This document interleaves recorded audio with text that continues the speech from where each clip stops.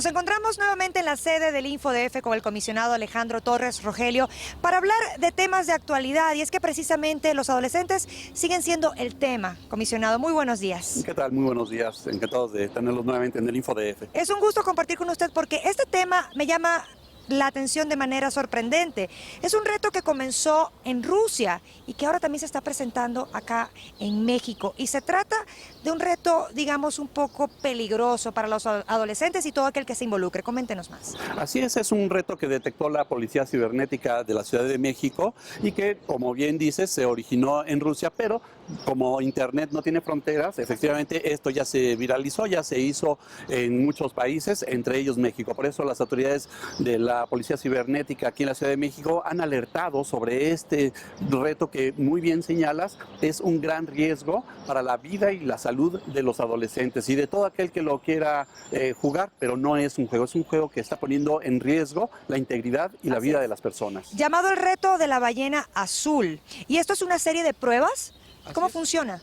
Efectivamente, es una serie de pruebas que los organizadores, digamos, que están detrás de este reto, le imponen a la persona, de la cual, por supuesto, van obteniendo sus datos y hay una, digamos, presión que ejercen sobre él para obligarlo a ir avanzando en los retos que le van imponiendo, que son, por ejemplo, autoflagelarse, hacerse marcas en la piel. ¿Y dejar esto evidenciado a cámara, en video? Así es, para poder pasar al siguiente reto. Okay. Entonces, y va subiendo, por supuesto, en niveles de agresividad, de exposición, de riesgo para la persona. Entonces, es muy importante que los jóvenes ni siquiera se atrevan a probar este tipo de reto, que en cuanto reciban o sepan de alguien cercano a ellos que lo está jugando o que está involucrado en ello, lo reporten a las autoridades para que reciban ayuda. Porque además, muchas veces utilizan su información personal para presionarlos, por ejemplo, para obligarlos a que continúen con el reto. Que participen. Y que esto, por ejemplo, en Rusia ya ha ocasionado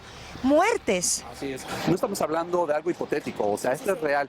Ya van más de 100 muertes, 130 personas que han perdido la vida, jóvenes, adolescentes, que, digamos, el último reto, para que se den una idea, es decirles, obligarlos a que se avienten de un edificio cercano a sus casas, un edificio más alto de sus casas, ¿no? Entonces, evidentemente, pues esto es un suicidio. Sí, forzado de alguna manera también. Así es. ¿Qué podemos hacer al momento de ver nosotros una invitación de este tipo? ¿Dónde podemos hacer la denuncia? ¿Cómo podemos alertar sobre todo a aquellos padres que muchas veces no tienen el control completo de la actividad que sus hijos hacen en Internet?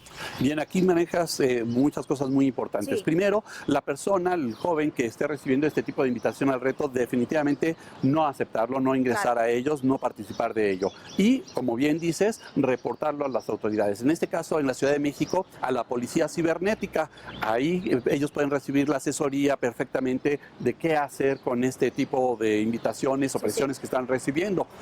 Ya no estamos hablando de un ciberbullying, esto ya es otras características. Y por supuesto a los padres, siempre la recomendación es de estar muy presentes en lo que hacen sus hijos, así como están presentes en otros ámbitos de su vida, en lo escolar, con sus amigos, con quién se juntan y esto. Bueno, en Internet no tendría por qué ser diferente. Ahí no podemos relajar las reglas de casa.